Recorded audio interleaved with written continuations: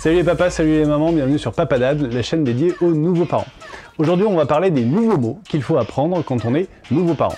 Avec la naissance, l'arrivée du bébé, il y a des nouveaux jouets, des nouveaux produits et des nouveaux habits qui ont tous des noms un petit peu bizarres, et c'est ce qu'on va découvrir ensemble aujourd'hui.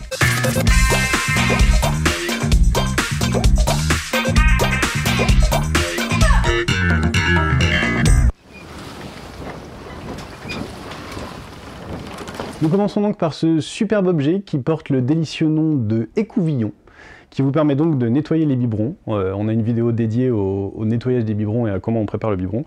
Et donc celui-ci est très perfectionné puisqu'il a naturellement le mini écouvillon qui s'insère dans le manche du grand écouvillon, et le mini écouvillon sert à nettoyer les tétines.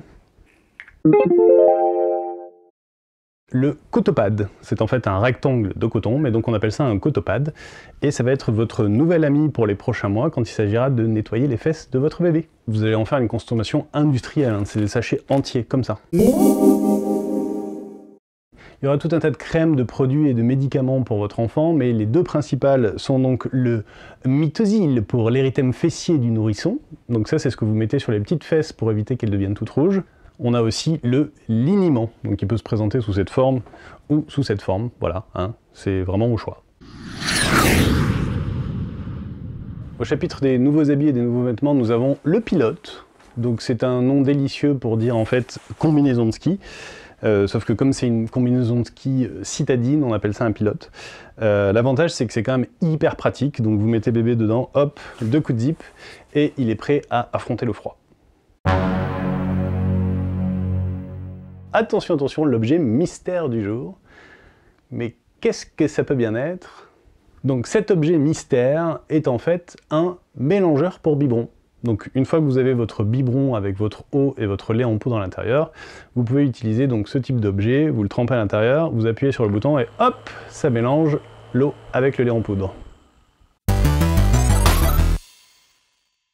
Donc vous entendrez aussi souvent parler de turbulette ou de gigoteuse, donc qu'est-ce que c'est? Eh bien c'est ça. C'est donc cette espèce de sac de couchage, mais où il y a les bras qui sortent, donc c'est un sac de couchage débardeur. C'est hyper pratique en fait, parce que donc ça s'ouvre sur le côté comme ça, on met le bébé dedans, ensuite hop, une pression ici, et il est pareil pour dormir n'importe où.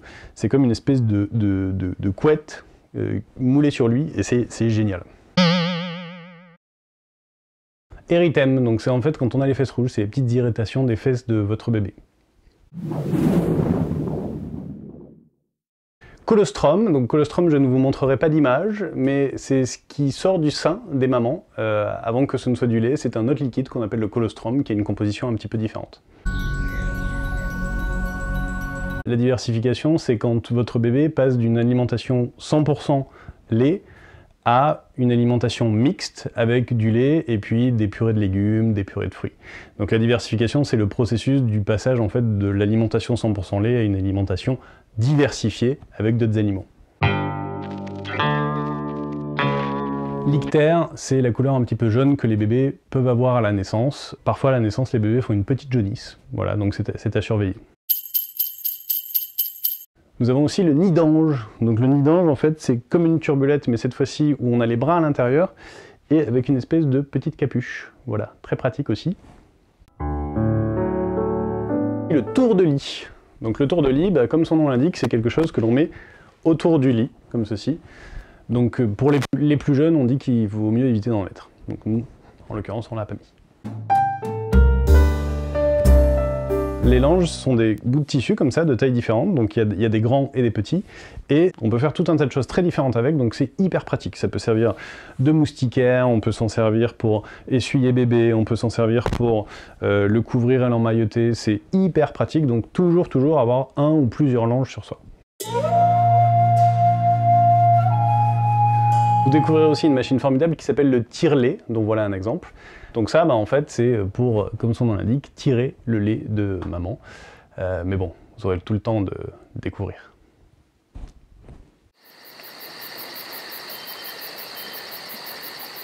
Donc vous avez aussi des humidificateurs d'air. Donc ça, c'est des objets dont on a besoin dans une chambre pour s'assurer que le niveau d'hygrométrie, donc d'humidité de l'air ambiant, soit idéal pour la respiration de votre petit.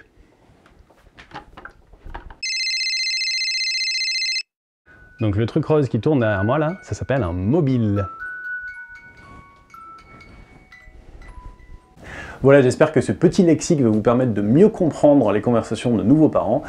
Si vous avez besoin de plus d'informations, de plus d'astuces, n'hésitez pas à vous abonner à ma chaîne YouTube ou à me suivre sur les différents réseaux sociaux. Quant à moi, je vous dis à très bientôt pour une nouvelle vidéo.